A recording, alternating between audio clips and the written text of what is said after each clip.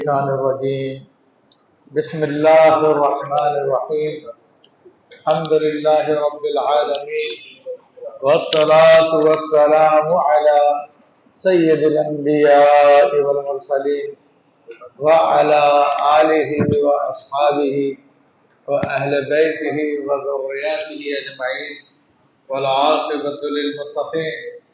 قال الله تبارك وتعالى بكلامه المجيد والفرقان الحميد. بسم الله الرحمن الرحيم إنا أنزلناه في ليلة القدر وما أدراك ما ليلة القدر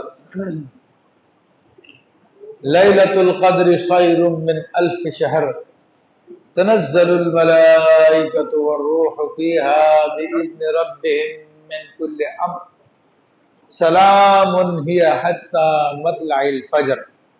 صدق اللہ العظیم وصدق رسولہ النبی الکریم. مولا صلی وسلم دائما ابدا علی حبیبک خیر الخلق کلہم. رب اشرح لی صدری ویسر لی امری واحلل عقدۃ من لسانی یفقہوا قولی. تمام حضرات ایک مرتبہ محبت سے درود پاک پڑھیے. اللہم صلی علی سیدنا مولانا محمد معدن الجود والکرم وآلہ وبارک وسلم. صلاۃ و سلام علیک یا سیدی یا رسول اللہ وعلی آلک و اصحابک یا نور اللہ. معزز حضرت کرام، اللہ کا احسان ہے، فضل ہے کہ اس نے ہمیں ماہ مبارک عطا فرمایا، رمضان المبارک، اور خیر و عافیت کے ساتھ، اپنی توفیق کے ساتھ، اپنے کرم کے ساتھ اس رمضان المبارک کے اخیر تک پہنچایا. اور آج آخری جمعہ ہوگا یہ رمضان المبارک کا، جسے لوگ جمعۃ الوداع کہتے ہیں. تو یہ فضیلت کے اعتبار سے اس کی حیثیت وہی ہے جیسے کہ پہلے جمعے کی تھی، دوسرے جمعے کی، تیسرے جمعے کی، یعنی اس میں کوئی ثواب بڑھتا نہیں ہے. ہاں البتہ جمعۃ الوداع لوگ کہتے ہیں اس اعتبار سے کہ رمضان کی رخصتی کا ٹائم آ گیا.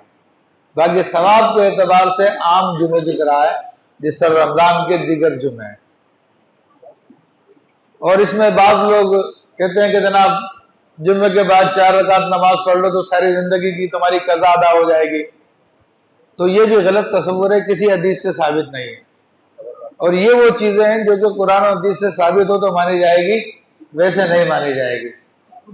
تو لوگوں نے غلط پھیلا دیا. شرعی مسئلہ یہی ہے کہ جو آپ کی قضا نمازیں ہیں وہ آپ کو ادا کرنی پڑیں گی. جتنی بھی قضا نمازیں ان سب کا آپ حساب لگائیے. حساب لگا کر جب اس کو ادا کریں گے تو اس کو کہتے ہیں قضائے عمری، کہ زندگی میں عمر میں جتنی نمازیں پڑھی تھی سب کے سب قضا کرنی ہے، تو اسے قضائے عمرے کہتے ہیں. یہ جو شارٹ کٹ لوگوں نے بتایا اپنی طرف سے کہ جمعے کے دن آخری جمعے کو جناب 4 رکعت پڑھ لو تو اس کا ساری نمازوں کا کفارہ ہو جائے گا، یہ چھوڑی ہوئی کہانی ہے جس کا صحیح حدیث میں کہیں ذکر نہیں ہے. تو جس نے اگر یہ سمجھ کے پڑھ لی ہو، کبھی کہا میں نے تو پڑھ لی ہے سارے کفارے ادا ہو گئے، تو میرے بھائیوں اس کو قضا ضرور پڑھنی پڑے گی. اور ویسے بھی شرعی مسئلہ دیکھیں کیا ہے. شرعی مسئلہ یہ ہوتا ہے جس طرح کہ کوئی جرم ہوتا ہے نا، ایک اس کی قضا ہوتی ہے اور ایک اس کا کفارہ ہوتا ہے. جس رمضان کا کوئی روزہ معاذ اللہ جان بوجھ کے توڑ دے تو آپ کو پتا کہ 60 روزے کفارے میں رکھنے پڑتے ہیں اور ایک روزہ قضا کا کرنا پڑتا ہے. تو کفارہ الگ ہے اور قضا الگ ہے. 61 روزے رکھنے ہیں اس کو.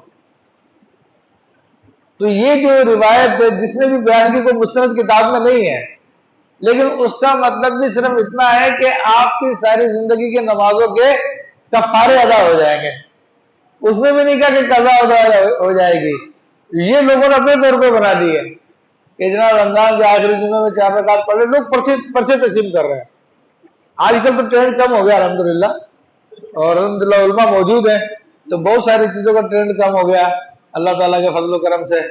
ورنہ اسی طرح ہمارے یہاں پہ الوداع رمضان المبارک کی پڑھی جاتی تھی تو 15 دن سے شروع ہو جاتی تھی، اور اس کا کوئی سر پیر نہیں ہے، جس کا جب دل چاہ رہا جناب شروع ہو گیا، اور ایسے ایسے اشعار پڑھے جا رہے ہیں جن کا حقیقت سے کوئی تعلق نہیں ہے.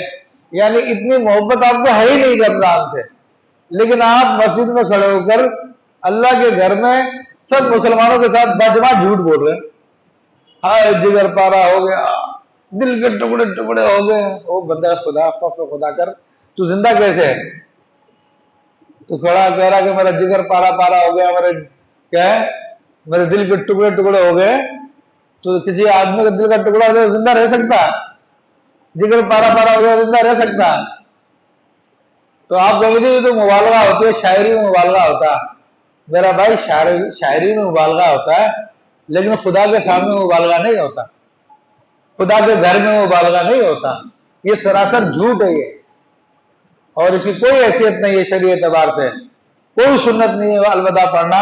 الحمدللہ عوام کو سمجھ میں آ گیا ہے، اور اس دفعہ جو 15 رمضان سے لوگ شروع ہو جایا کرتے تھے، اس دفعہ مجھے کانوں میں تو ابھی تک کوئی آواز نہیں آئی ہے الحمدللہ.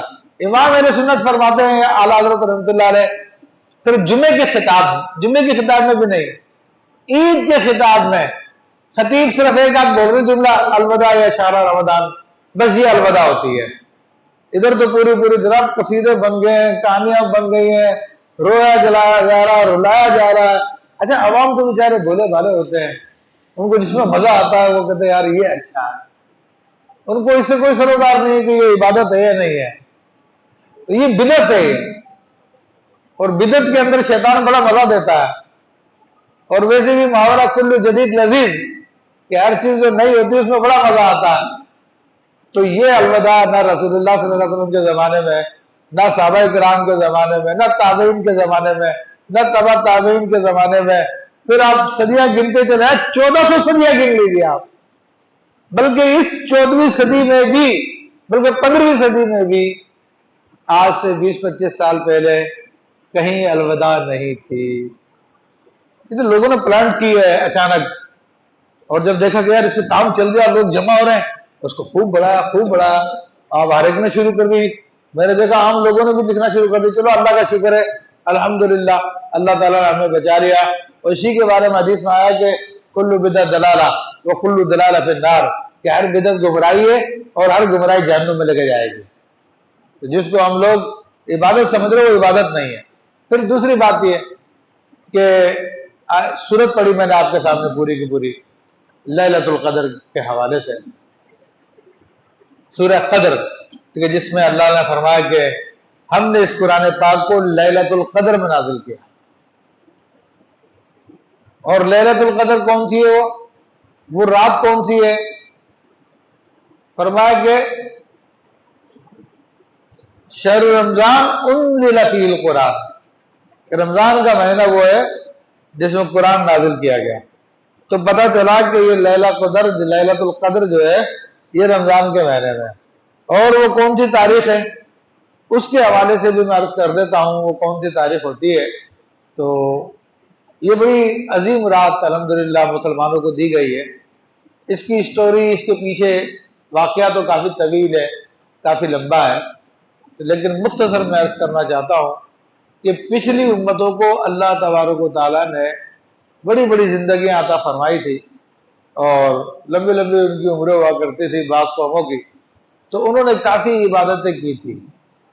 جب صحابہ کرام کے سامنے ان کا ذکر کیا گیا کہ جناب ایک بزرگ کے بارے میں آیا کہ 1000 مہینے انہوں نے اللہ کی راہ میں جہاد کیا، 1000 مہینے انہوں نے روزے رکھے، 1000 مہینے راتوں کو قیام کیا، تو اس سے صحابہ کرام کے دل غمگین ہو گئے کہ وہ پچھلی امت کے لوگوں کی عمریں تو بڑی لمبی لمبی ہوا کرتی تھی، تو وہ تو زیادہ عبادت کر گئے، ہماری عمریں تو چھوٹی ہوتی ہے، ہم تو اتنی عبادت نہیں کر پاتے.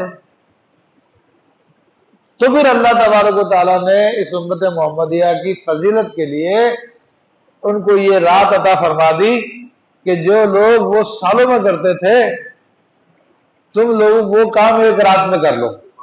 یہ حضور علیہ السلام کے طفیل ملا کہ وہ رات شب قدر کی رات، لیلۃ القدر کی رات ایسی ہے کہ اگر کوئی 84 مہینے عبادت کرتا رہے نہیں بلکہ 84 سال عبادت کرتا رہے، کیونکہ 1000 مہینے ہے نا، تو الحمدللہ اس ایک رات کی عبادت میں وہ ثواب حاصل کر لے گا جس نے 84 سال عبادت کی ہے، الحمدللہ ایک رات کی عبادت ہے۔ تو وہ رات شب قدر ہے، اور شب قدر کون سی رات ہے؟ دیکھیں اس کا کوئی تعین نہیں ہے، ہاں اتنا ہمیں بتا دیا گیا ہے کہ رمضان کے آخری عشرے میں اس کو تلاش کرو،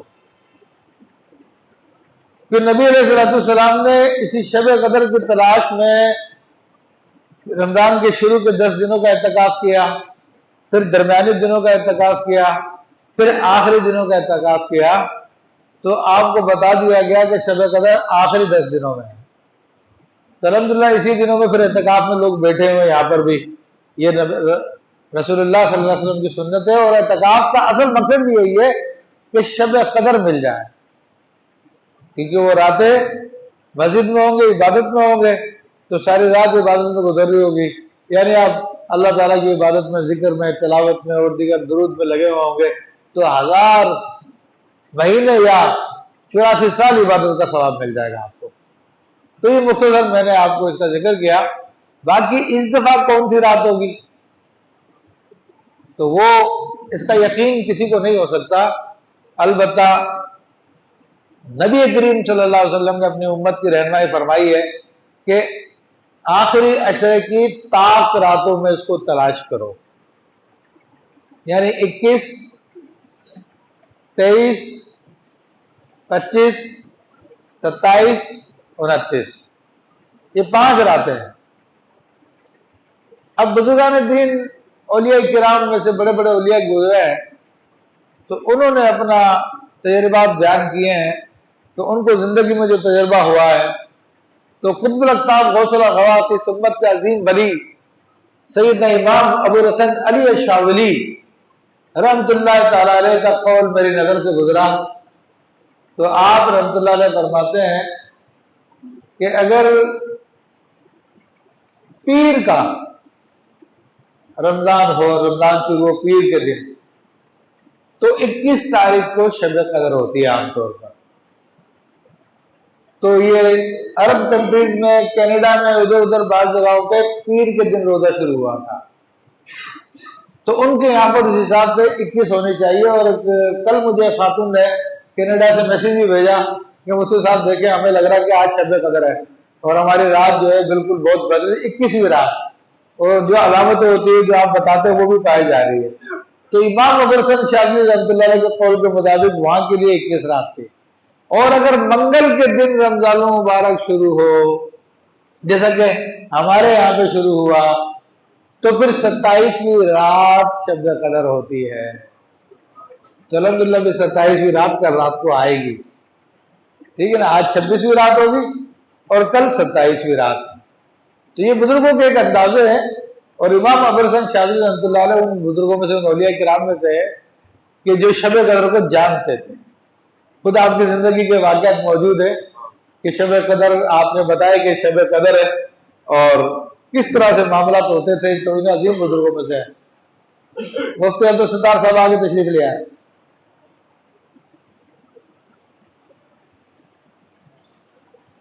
اب یہ بات میں نے اس کے حوالے سے آپ کو عرض کر دی، کیونکہ اصل میں موضوعات بہت زیادہ ہیں، گفتگو زیادہ کرنی ہے، تو اس حوالے سے میں عرض کر دوں۔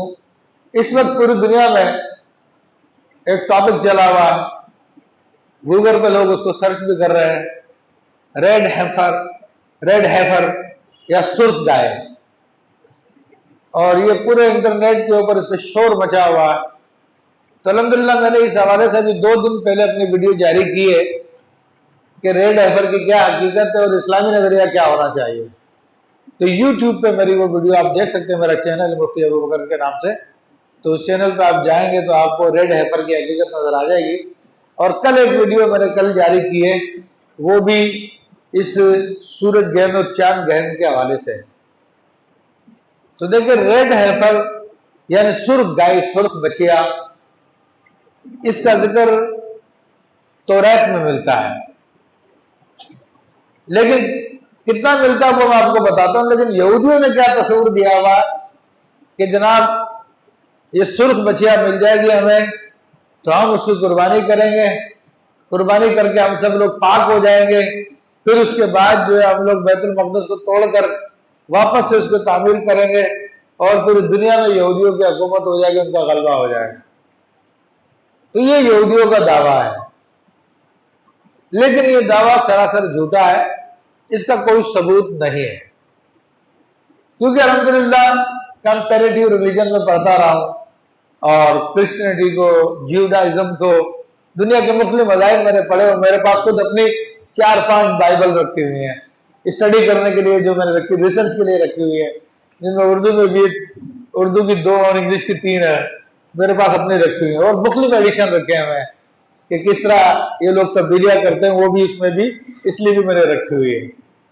تو ان کی بائبل میں اولڈ ٹیسٹامنٹ جس کو کہتے ہیں، نامہ قدیم میں ایک بک ہے گنتی جس کو نمبرز کہتے ہیں، اس گنتی میں ایک جگہ پر یہ آیت موجود ہے کہ اللہ نے حضرت موسیٰ علیہ السلام و ہارون علیہ السلام کو حکم دیا کہ آپ بنی اسرائیل سے کہیں کہ وہ سرخ گائے لے کر آئے، اور سرخ گائے بھی ایسی کہ جو نہ بوڑھی ہو نہ جوان ہو اور اس سے کوئی کام نہ لیا گیا ہو، اور یعنی پوری سرخ ہو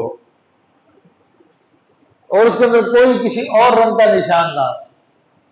پھر اس گائے کو الیازر نامی شخص تھا اس زمانے میں، جو وہاں کا یوں سمجھے پریسٹ تھا، تو وہ جو اس کو لے جا کے جبل زیتون پہ ذبح کریں اور پھر اس کو خون سے لوگوں کو لگائے تاکہ لوگ پاک ہوں، پھر اس کا خون پانی میں ملائے، وہ پانی بھی لوگوں پہ چھڑکا جائے، اور اس گائے کو پورا کا پورا ذبح کرنے کے بعد جلا دیا جائے، گوبر سمیت، کھال سمیت، کھرو سمیت، پھر اس کی راکھ کو جمع کر لیا جائے، اور اس کے بعد اس راکھ کو بھی پاکی حاصل کرنے کے لیے استعمال کیا جائے۔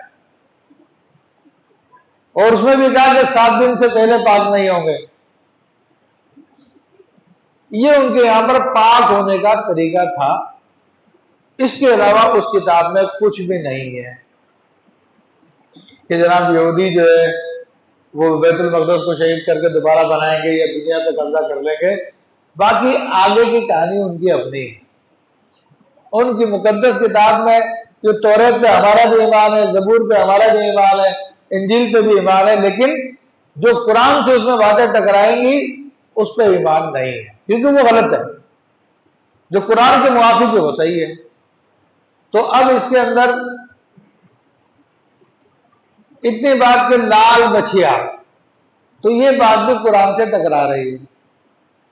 تو قرآن نے جس بچے کا ذکر کیا ہے اس کا رنگ بتایا پیلا رنگ، ما ہی لونھا بقرۃ صفراء فاقع لونھا تسر الناظرین۔ سورہ بقرہ کے شروع میں یہ 8ویں 9ویں رکوع کے اندر پورا قصہ بیان کیا اللہ تعالیٰ نے، اس گائے کی پوری علامتیں بیان کی ہے، تو پیلے رنگ کی گائے وہ، اور اس کے اوپر اور کوئی نشان نہ ہو، اور پھر وہ جو علامتیں نہ بوڑھی ہو نہ جوان ہو، اس سے کوئی کام نہ لیا گیا ہو، یہ ساری علامتیں قرآن میں بیان کی ہوئی ہے۔ تو ایک تو یہی جھوٹ ہو گیا لال گائے کا، الگ گائے تو پیلی ہونی چاہیے۔ پھر اس کے علاوہ میری بات لمبی ہو جائے گی، مختصر میں عرض کرتا ہوں کہ قرآن مجید فرقان حمید کے مطابق ایسی کوئی چیز نہیں کہ لال گائے ذبح کریں گے یہودیوں کو عروج مل جائے گا اور دجال آ جائے گا، کیونکہ یہ دجال کے لیے بھی کہہ رہا دجال بھی آنے والا ہے جو ہمارا مسیح ہے، یعنی اس کو عربی میں اردو میں مسیح کہتے ہیں۔ دجال کو یہ لوگ یہودی جو اپنا مسیح سمجھتے ہیں، اور مسلمان حضرت عیسیٰ علیہ السلام کو مسیح سمجھتے ہیں۔ بس دونوں میں فرق یہ ہے کہ دجال کو مسیح اس لیے کہتے ہیں کہ مسیح جو ہے مسا یا ہمسا عربی زبان میں کہتے ہیں مسا کرنا، تو اس کی ایک آنکھ بالکل سپاٹ ہوگی جیسے بالکل مسا کر کے بند کر دی ہو، تو اس لیے اس کو مسیح الدجال کہتے ہیں۔ اور عیسیٰ علیہ السلام کو مسیح کیوں کہتے ہیں؟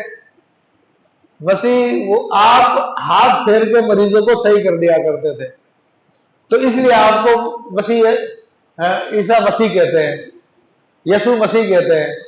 تو آپ ہاتھ پھیر کے مریضوں کو صحیح کرتے تھے، اس لیے آپ کا نام مسیح ہوا، اور دجال کو مسیح اس لیے کہتے ہیں کہ اس کی آنکھ پہ پلسٹر گویا کہ ہاتھ پھیر کے اس کی سپاٹ کر دیا، اور حضرت عیسیٰ علیہ السلام اس دجال کو قتل کریں گے۔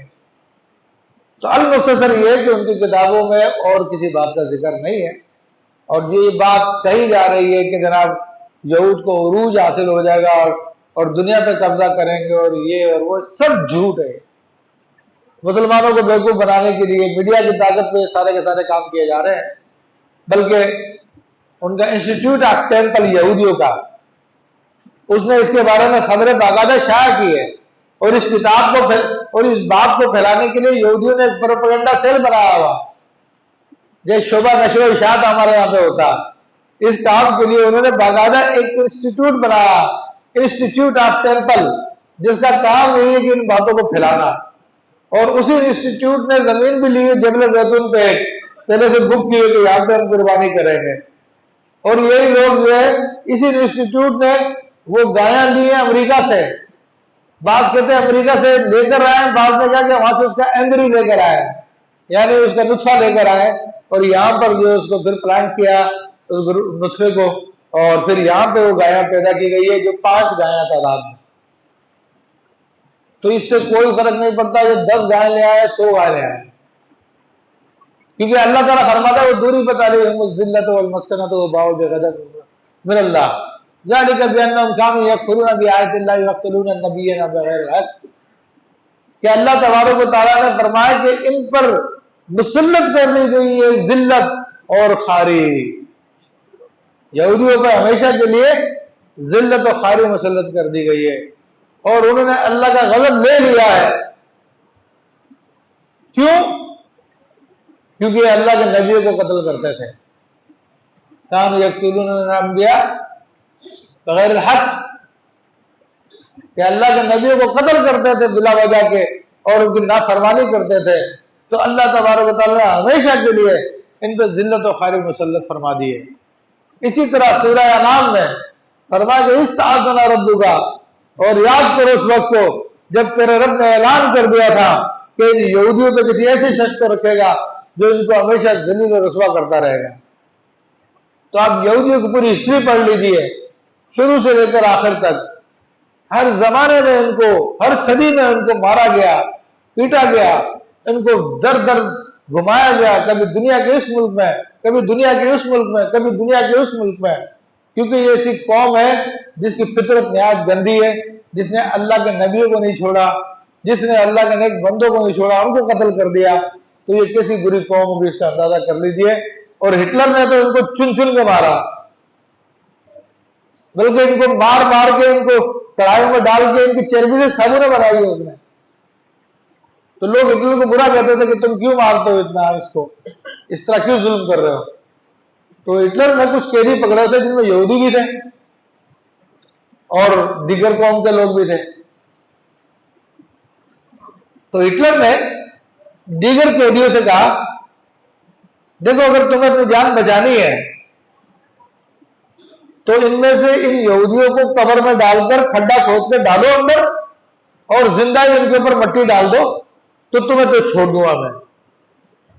وہ دیگر مذہب کے لوگ تھے، عیسائی تھے، انہوں نے کہا نہیں ہم یہ کام نہیں کر سکتے، یہ تو بہت بڑا ظلم ہو جائے گا، زندہ انسان کو اس طرح سے دفن کر دینا، تو ہمیں بھلے مار دے، ہم کسی پہ ظلم نہیں کریں گے۔ ہٹلر نے کہا ٹھیک ہے تمہاری مرضی۔ پھر یہودیوں کے سامنے ان کو لے کے گیا اور یہودیوں سے کہا دیکھو یہودیوں تم اپنی جان بچانی ہے نا، ان لوگوں کو گڑا کھود کے زندہ دباؤ اور تمہیں چھوڑ دوں گا۔ انہوں نے کہا ہم تیار ہیں، ابھی ہمارے کو سامان لا کے دو، ابھی ہم کھڈا کھودیں گے اور ان سب لوگوں کو زندہ اندر دبائیں گے اور اوپر سے کر دیں گے بند مٹی، ہماری جان چھوڑ دے تو۔ وہاں وہ تیار ہو گئے۔ تو ہٹلر نے مسکرا کر کہا دیکھا تم نے کہ تم تو اس کام کے لیے تیار نہیں ہو، مگر یہ اس کام کے لیے تیار ہو گئے، اس لیے میں ان کو چن چن کے مار رہا ہوں۔ تو ذلت و خواری ان پہ مسلط کی گئی ہے۔ ہاں البتہ قرآن نے اس بات کا بھی استثناء کیا کہ یہ ہمیشہ ذلیل و خوار ہوتے رہیں گے، سوائے یہ کہ اللہ تعالیٰ ان کی کچھ مدد فرما دے اور کچھ دیگر لوگ مل کے ان کی مدد کر دیں تو یہ کچھ ملک بنا لیں گے۔ لیکن ملک بنانے کے باوجود بھی سب سے زیادہ عذاب میں اس وقت دنیا کی جو قوم ہے وہ یہودی قوم ہے، اور ان کا اپنا ملک ہونے کے باوجود دنیا میں یہودی مختلف گاؤں پہ پھیلے ہوئے ہیں، لیکن اس میں اسرائیل میں آنے کے لیے تیار نہیں ہے۔ 70,000 تو ایران میں رہتے ہیں، اسلام کے یہودی جو دجال کے ساتھ نکلیں گے، اور دنیا میں مختلف جگہوں پہ۔ المختصر یہ ٹائم پورا ہو رہا، یہ قیامت کی نشانیوں میں سے نہیں ہے۔ دوسری بات ایک جو مشہور کی جا رہی ہے کہ جناب قیامت کی نشانیوں میں سے یہ ہے کہ رمضان المبارک میں چاند گہن بھی ہوگا اور سورج گہن بھی ہوگا۔ یہ واقعہ حدیث میں ایک نشانی آئی ہے، اور ہمارے اس رمضان میں بھی ایسا ہوا ہے۔ رمضان میں 25 مارچ کو چاند گہن ہوا تھا، اور 25 مارچ آج کتنا 5 ہے، 10 دن پہلے آپ چلے جائیے، 9 دن پہلے، تو کون سا رمضان ہوگا؟ 14 رمضان ہوگا، ٹھیک ہے۔ آج 25 کا روزہ ہے نا، تو تقریباً 14-15 رمضان ہوگا، یعنی آدھا رمضان۔ اور سورج گہن بھی ہونے والا، یعنی جو 8 اپریل کو ہوگا، وہ کون سا رمضان ہوگا؟ وہ بعض جگہوں پہ 28واں ہوگا، بعض جگہوں پہ 29واں ہوگا، یعنی رمضان کا آخر۔ یہ 2 علامتیں تو آ رہی ہے، لیکن رسول اللہ صلی اللہ علیہ وسلم کی حدیثوں میں وہ بالکل وضاحت کے ساتھ بات بیان کی ہے کہ امام مہدی جس زمانے میں تشریف ظہور ہوگا ان کا، تو وہ زمانے میں رمضان میں چاند گہن اور سورج گہن ہوگا، مگر اس کا بتایا ہے کہ رمضان کے شروع میں پہلے دن میں چاند گہن ہوگا، اور رمضان کے مڈ میں درمیان میں سورج گہن ہوگا۔ تو یہ وہ علامت نہیں ہے جو کہ حدیث میں موجود ہے، کہ حدیث میں کہا کہ رمضان کے شروع میں ہوگا چاند گہن، لیکن یہاں پر کب ہو رہا ہے؟ رمضان کے درمیان میں ہو رہا ہے۔ سورج گہن جو رمضان کے درمیان میں ہوگا، اور یہاں پہ کب ہو رہا ہے؟ آخری دن میں۔ تو یہ وہ علامت نہیں ہے۔ یہ ساری کی ساری علامتیں اس لیے بیان کی جا رہی ہے تاکہ یہودیوں کے لیے کام آسان ہو جائے۔ اور آخری بات کہہ کے میں بات کو ختم کرتا ہوں میرے بھائیوں، یہ سازش گزشتہ کئی سالوں سے چل رہی ہے، 20 سال پہلے سے یہ پلاننگ کی جا رہی ہے کہ کسی طرح سے کوئی جھوٹا مہدی لے آئیں، جھوٹا عیسیٰ علیہ السلام لے آئیں، جھوٹا دجال بنا لیں کفار کی طرف سے، تاکہ ساری دنیا کو پھر اپنے کنٹرول میں کریں۔ تو اس کے لیے ان لوگوں نے مسلمان کہلانے والے بہت سارے علماء بھی خریدے ہوئے ہیں، بہت سارے لیکچرر اور پروفیسر بھی خریدے ہوئے ہیں۔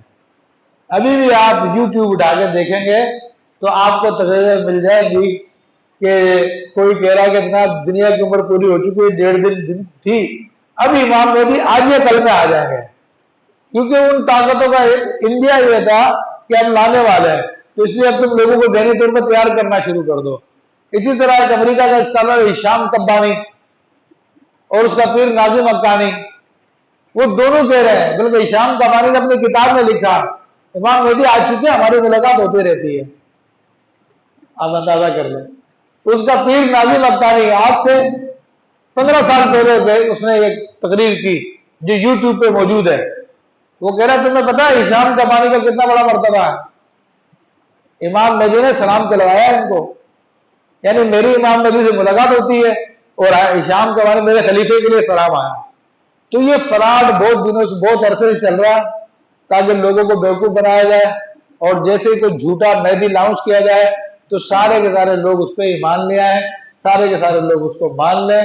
لیکن امام مہدی کی علامتیں ہیں، اور کبھی موقع ملا تو تفصیل سے بات کروں گا میں، لیکن مختصر میں نے آپ کے سامنے بیان کر دیے۔ اللہ تبارک و تعالیٰ ہمیں ہر قسم کی گمراہی سے محفوظ فرمائے، آمین بجاہ النبی الامین۔